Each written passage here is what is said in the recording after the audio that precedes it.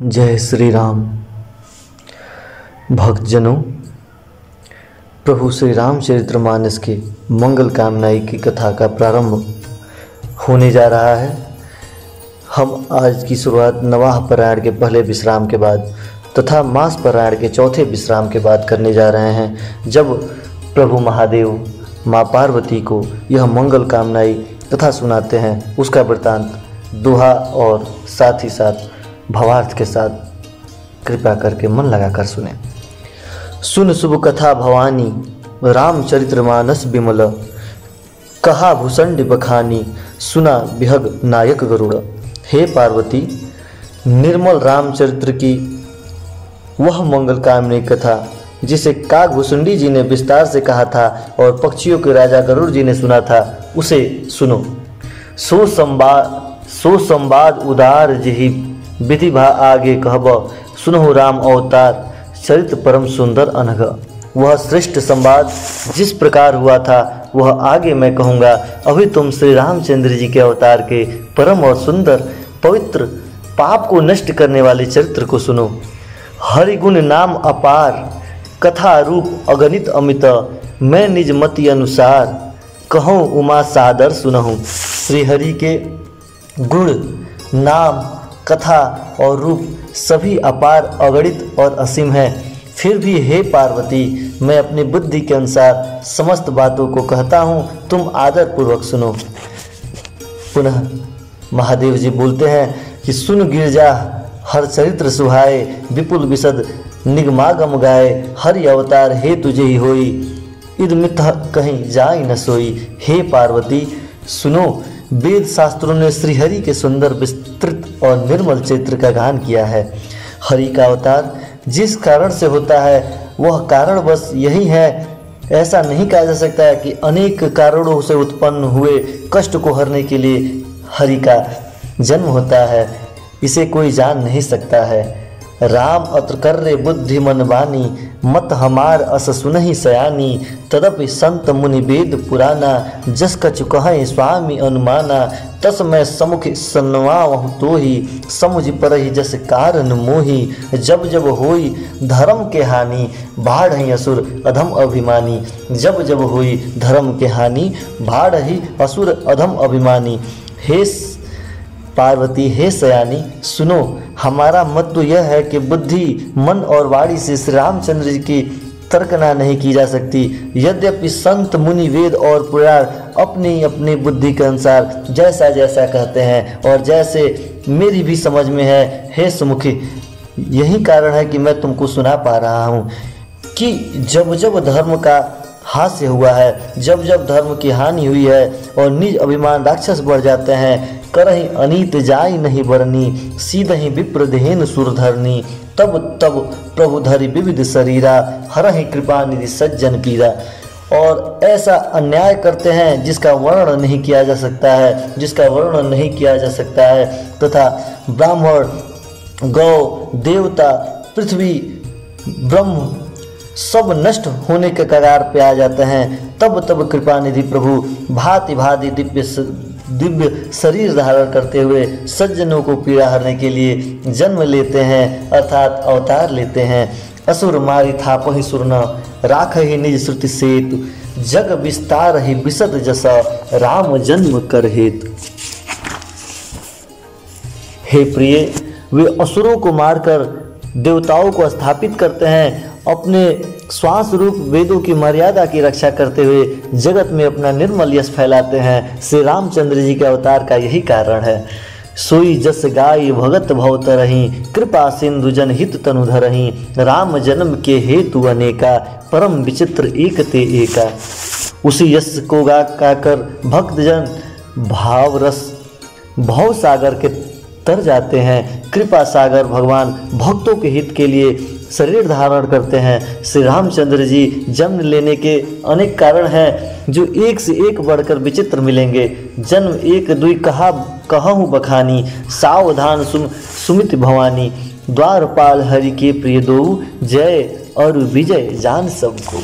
हे सुंदर बुद्धि वाली भवानी, हे जगदम्बा, मैं उनके एक जन्म का विस्तार कैसे वर्णन कर सकता हूँ। तुम सावधान होकर सुनो, मैं समस्त वृत्तांत बताने की कोशिश कर रहा हूँ।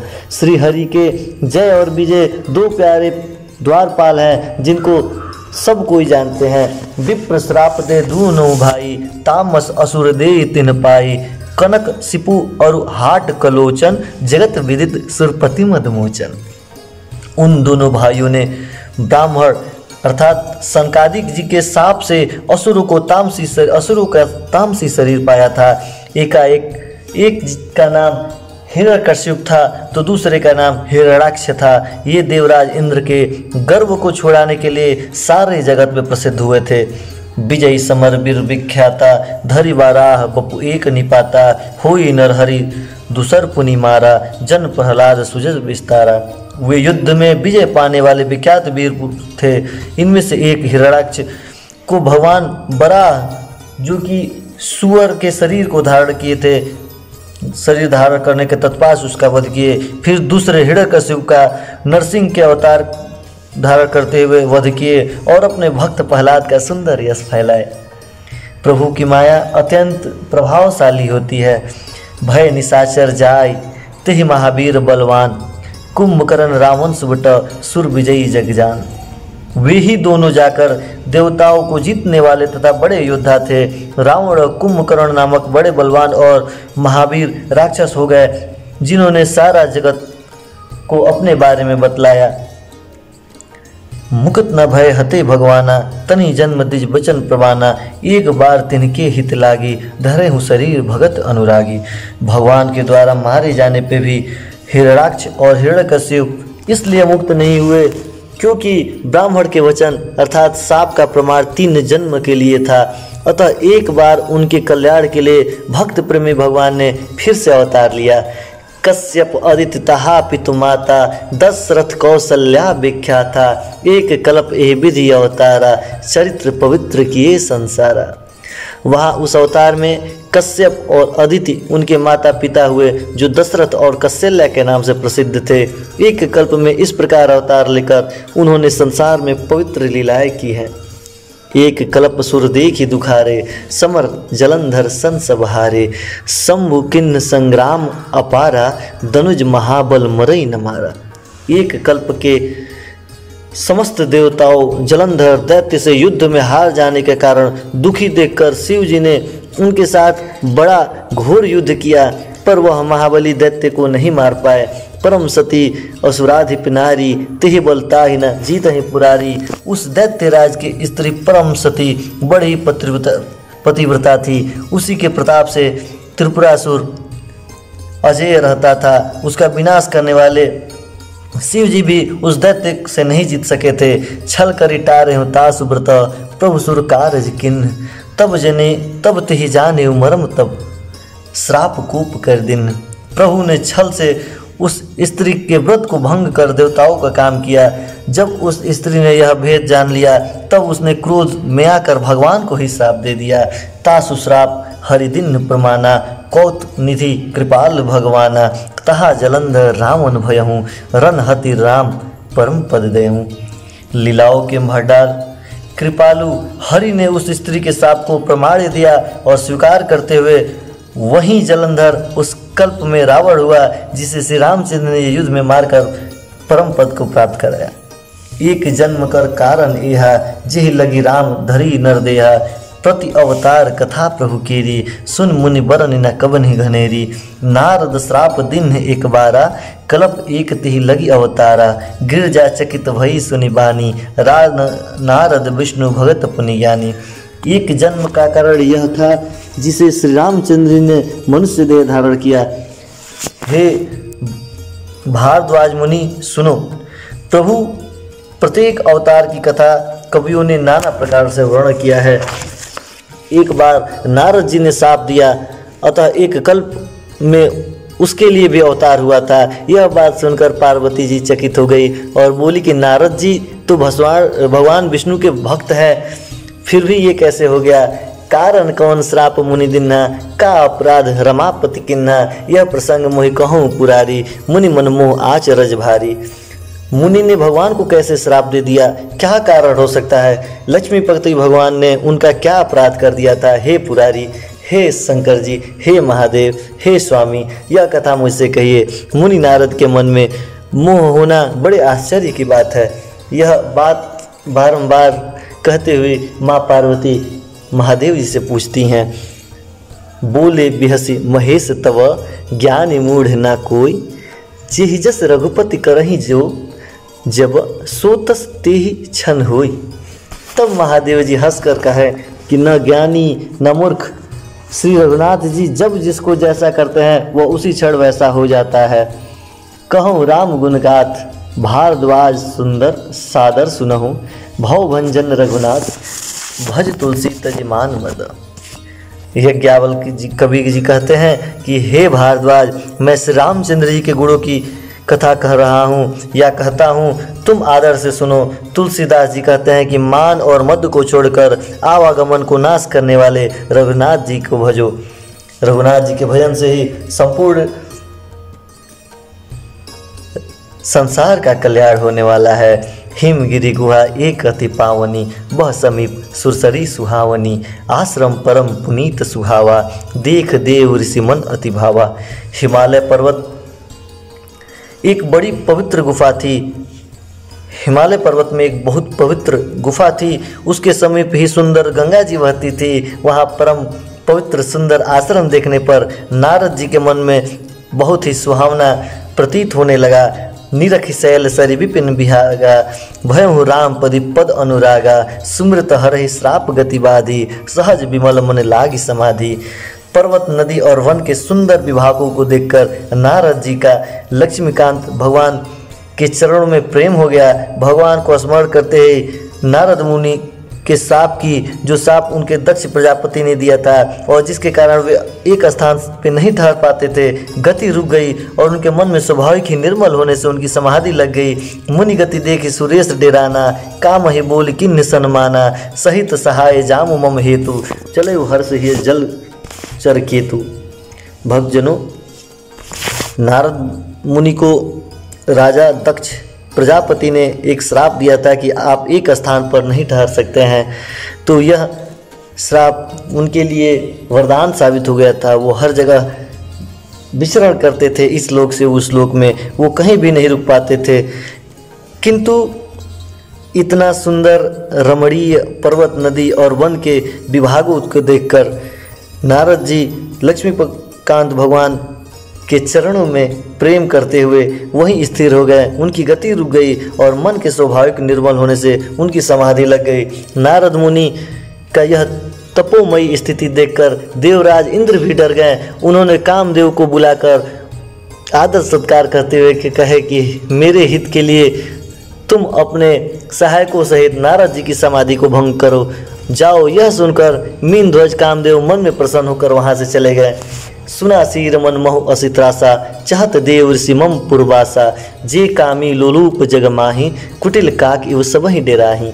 इंद्र के मन में यह डर हुआ कि देव ऋषि नारद मेरी पुरी अर्थात अमरावती का निवास राज्य चाहने लगेंगे या चाहते हैं। जगत में जो कामी और लोभी होते हैं वे कुटिल कौते की तरह सबसे डरते रहते हैं। ऐसा ही कुछ हाल इंद्र भगवान का हुआ। सुखहाड़ लय भाग सठा, स्वान निरख मृगराज, छिन ले जनि जान जड़, तिम सुरप तहि न लाज। जैसे मूर्ख कुत्ता शेर को देखकर सूखी हड्डी लेकर भागते हैं और वह मूर्ख यह समझे कि कहीं उस हड्डी को शेर ना छीन ले, वैसे ही इंद्र की स्थिति हो गई थी। इंद्र को ऐसा लग रहा था नारद जी जो ध्यान मग्न हो गए हैं, कहीं मेरा राजपाट ना छीन ले। ऐसे सोचते हुए उनको लाज भी नहीं आई। तिहि आश्रम ही मदन जब गयहूँ, निज माया बसंत निर्मयहूँ, कुसुमत विविध बिटप बहुरंगा, कुजहि कोकिल गुजहि भृंगा। जब कामदेव उस आश्रम में गए तब उन्होंने अपनी माया से वसंत ऋतु को उत्पन्न किया तथा तरह तरह के वृक्षों पर रंग फूल खिला दिए। उन पर कोयल कूकने लगी, भौरे भी गुजार करने लगे। चली सुहावनी त्रिविध बयारी, काम कृषाणु बढ़ावनी हारी, रंग भदिक सुर नारी नवीना, सकल असमसर कला प्रवीणा। कामाग्नि को भड़काने वाली 3 प्रकार की सुहावनी हवा, शीतल हवा, मंद हवा और सुगंध हवा एक साथ चलने लगी।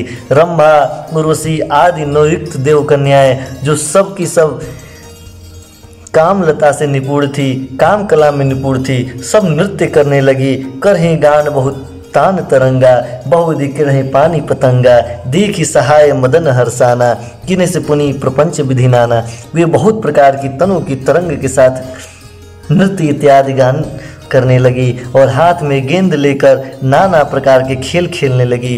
कामदेव अपने इन सहायकों को देखते हुए बहुत प्रसन्न हो रहे हैं और फिर उसने नाना प्रकार के माया जल को फैला रखा है।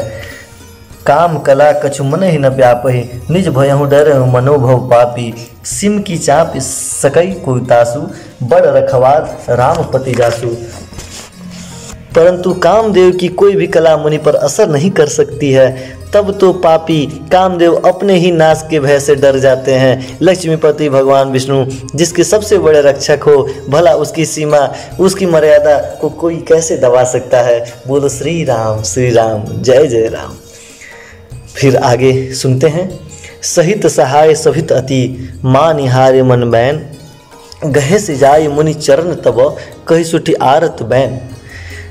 तब अपने सहायकों समेत कामदेव ने बहुत डरकर अपने मन में हार मानकर बहुत ही अर्थात दीन वचन कहते हुए मुनि के चरण को जाके पकड़ लेते हैं और बोलते हैं कि भयो न नारद मन कछु रोसा, कहि प्रिय वचन काम परितोषा, नाई चरण सिर आई सुपाई, गयु मदन तब सहित सहाय। नारद जी मन में कुछ भी क्रोध ना लेके आते हैं। उन्होंने विप्र समझकर प्रिय वचन कहकर कामदेव को समाधान के लिए बोलते हैं। तब मुनि के चरणों में सिर नवाकर और उनकी आज्ञा पाकर कामदेव अपने सहायकों के साथ लौट जाते हैं। मुनि सुशीलता आपनी करनी, सुरपति सभा जाई सब बरनी, सुनि सबके मन अचरुज आवा, मुन ही प्रशंसई हर्ष ही सिरनावा। देवराज इंद्र की सभा में जाकर उस कामदेव ने मुनि की सुशीलता और अपनी करतूत के बारे में सबको सुनाया। सबके मन में आश्चर्य हुआ। उन्होंने मुनि की बड़ाई की और श्री हरि को सिर नवाकर वहीं से प्रणाम किया। सारे लोग श्री हरि को प्रणाम करते हुए आनंद पूर्वक सभा में बैठे हुए हैं। तब नारद गवने शिव पाही, जिता काम अहिमित मन माही, मार चरित शंकर ही सुनाए, अति प्रिय जानी महेश सिखाए। तब नारद जी शिव जी के पास गए। उनके मन में इस बात का अहंकार हो गया कि हमने कामदेव को जीत लिया है। उन्होंने कामदेव के चरित्र शिव जी को सुनाते हुए बोला कि महादेव जी नारद जी को प्रिय जानकर इस प्रकार की शिक्षा देते हैं कि बार बार बिनहु मोहि तोहि, जिम यह कथा सुनहि नहीं मोहि, तिम जन हर ही सुनावहु कबहूँ, चले हो प्रसंग दुराए हूँ तबहूँ। हे मुनि, मैं तुमसे बार बार विनय करता हूँ कि जिस तरह यह कथा तुमने मुझे सुनाया है उसी तरह भगवान श्री हरि को कभी मत सुनाना। चर्चा भी चले तो भी इसको छिपा लेना। शंभुदीन उपदेश हित नहीं नारद ही सुहान, भारद्वाज कौतुक सुनहु हरि इच्छा बलवान। यद्यपि शिव जी ने यह हित की शिक्षा दी है, परंतु नारद जी को यह बात अच्छी न लगी, क्योंकि नारद जी के पेट में भला बात कैसे रह जाता। हे भारद्वाज, अब कौतुक तमाशा सुनो। अब कैसे तमाशा हो रहा है उसका वृत्तांत मैं तुमको बताता हूँ, क्योंकि हरि की इच्छा बहुत ही बलवान होती है। राम किन्ह चाहई सोई कोई, करे अन्यथा अस नहीं कोई, शंभु बचन मुनि मन नहीं भाए, तब बिरची के लोक सिधाए। श्री रामचंद्र जी जो करना चाहते हैं वही होता है, ऐसा कोई नहीं है जो इनको विरुद्ध चल सके। श्री शिव जी के वचन नारद जी को मन में अच्छे नहीं लगे हैं, तब वो वहाँ से हट के ब्रह्मलोक चल दिए हैं। एक बार करतल बरबीना, गावत हरिगुण ग्रान प्रवीणा, क्षीर सिंधु गौने मुनिना था, जह बस श्रीनाथ सिद्धमा था। एक बार गान विद्या में निपुण नारद जी हाथ में सुंदर बीड़ा लिए हुए हरि गुण गाते हुए क्षीर सागर को जाते हैं, जहाँ वेद को नमस्कार मस्तक स्वरूप मूर्तिमान वेदांत तत्व श्री लक्ष्मी निवास भगवान नारायण रहते हैं। वहाँ पे जाकर हर्षित मिले उठे रमा निकेता, बैठे आसन ऋषि समेता, बोले बिहरी बिहसी चराचर राया, बहुते दीनन किन्हीं मुनिदाया।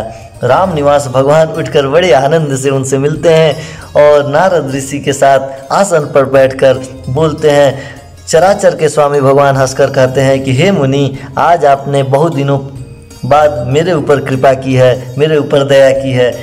कामचरित नारद सब भाषे, यद्यपि प्रथम बरजी शिव राखे, अति प्रचंड रघुपति के माया, जे न मोह असको जग जाया। यद्यपि श्री शिव जी ने उन्हें पहले से ही वर्ज रखा था, पहले से मना कर रखा था, तो भी नारद जी कामदेव का सारा चरित्र भगवान को सुनाते हैं। श्रीनाथ जी की माया बड़ी ही प्रबल होती है। जगत में ऐसा कौन जन्म ले लिया है जिसको प्रभु की माया मोहित ना कर पाए। रूख बदन करी बचन, मृदु बोले श्री भगवान, तुम्हारे सुमरत ते मिटही, मोह मार मदमान। भगवान रूखा मुँह करके कोमल वचन से बोलते हैं कि हे मुनिराज, आपका स्मरण करने से दूसरे के मोह, काम, मद और अभिमान मिट जाते हैं। फिर आपके लिए तो कहना ही क्या है। सुन मुनि, मोह होई मन ताके, ज्ञान विराग हृदय नहीं जाके। ब्रह्मचर्य व्रत रत मति धरी, धीरा तुम ही की करहि मनोभव पीरा। हे मुनि सुनिए, मोह तो उसके मन में होता है जिसके हृदय में ज्ञान वैराग्य नहीं होता। आप तो ब्रह्मचर्य, तत्पर्य और बड़े धीर बुद्धि हैं, भला कहीं आपको भी कामदेव सता सकते हैं क्या। नारद कहूँ सहित अभिमाना, कृपा तुम्हारी सकल अब भगवाना। करुणा निधि मन दीख विचारी, उर अंक रहूँ गर्भ तरु भारी। बेग सुमय डारे हूँ खारी, पन हमार सेवक हितकारी। मुनि कर हित मम कौतिक होई, औसी उपाय करबी में सोई। नारद जी ने अभिमान के साथ कहा कि हे भगवान, यह सब आपकी कृपा है, करुणा निधान। भगवान ने मन में विचार करके देखा कि इनके मन में गर्व के भारी वृक्ष का अंकुर पैदा हो गया है। मैं उसे तुरंत ही उखाड़ फेंकूंगा, क्योंकि सेवक का हित करना हमारा ही प्रण है। मैं अवश्य ही वह उपाय करूंगा जिससे मुनि का कल्याण होगा और मेरा खेल होगा। तब नारद हरिपद सिरनाई, चलय हृदय अहिमत अधिकाई। श्रीपति निज माया तब फेरी, सुनहु कठिन करन तिहि केरी। तब नारद जी भगवान के चरणों में सिर नवाकर वहाँ से चल पड़े हैं। उनके हृदय में अभिमान और भी बढ़ गया है। तब लक्ष्मीपति भगवान अपने माया को प्रेरित करते हैं और अब उनकी कठिन बातें को सुनो। बिरच मग महु नगर ते ही, सत जोजन विस्तार। श्रीनिवासपुर ते अधिक, रचना विविध प्रकार। उस समय हरि माया ने रास्ते में 100 योजन अर्थात 400 कोस का एक नगर रच दिया। उस नगर की भांति भांति रचनाएं लक्ष्मी निवास भगवान विष्णु के नगर बैकुंठ से भी अधिक सुंदर कर दी गई। बसहि नगर सुंदर नर नारी, जन बहु मन सिच तन रति तनुधारी। तेहि पर बसई शील निधि राजा, अगणित है गण सेन समाजा। उस नगर में ऐसे सुंदर सुंदर नर नारी, जन बहु मंजिस रति तनुधार। उस नगर में ऐसे ऐसे सुंदर नर नारी बसते थे मानो बहुत से कामदेव और उनकी स्त्रियां मनुष्य के रूप में धारण करते हुए जन्म लिए हैं। उस नगर में शील निधि नाम के राजा हुआ करते थे, जिसके यहाँ असंख्य घोड़े, हाथी, सेना इत्यादि की टुकड़ियाँ थी। सत सुरेश सम विभग बिलासा, रूप तेज बल नित्य निवासा। विश्व मोहनी तासी कुमारी, श्री विमोह जिस रूप निहारी। उसका वैभव और विलास 100 इंद्रों के समान था। वह रूप, तेज, बल और नीति पर विश्वास करता था। उसके विष्णु मोही नामक की एक कन्या भी थी, जिसके रूप को देखकर लक्ष्मी जी भी मोहित हो जाए। सोई हरि माया सब गुण खानी, शोभा तास की जाई बखानी। करे स्वयंवर सो नृपबाला, आए तह अगणित महिपाला। वह सब गुणों की खान भगवान की माया ही थी। उसका शोभा का वर्णन कैसे किया जा सकता है। वह राजकुमारी स्वयंवर करना चाहती थी, इससे वह अगणित राजा वहाँ पे आए हुए थे। मुनि कौतिक नगर ते ही गए हूँ, पुरा विष्णु सब पूछत भयऊँ। सुन सब चरित भूप गृह आए, करी पूजा नृप मुनि बैठाए। खिलवाड़ी मुनि नारद जी उस नगर में जाते हैं। चूँकि यह तो भगवान विष्णु की ही माया से बसाया हुआ नगर है, नारद जी उस माया में फंस जाते हैं। वह उस नगर में जाते हैं और नगरवासियों से उन्होंने सबका हाल पूछा। सब समाचार सुनकर वे राजा के महल में आए। राजा ने पूजा करके मुनि को आसन पर बैठाया।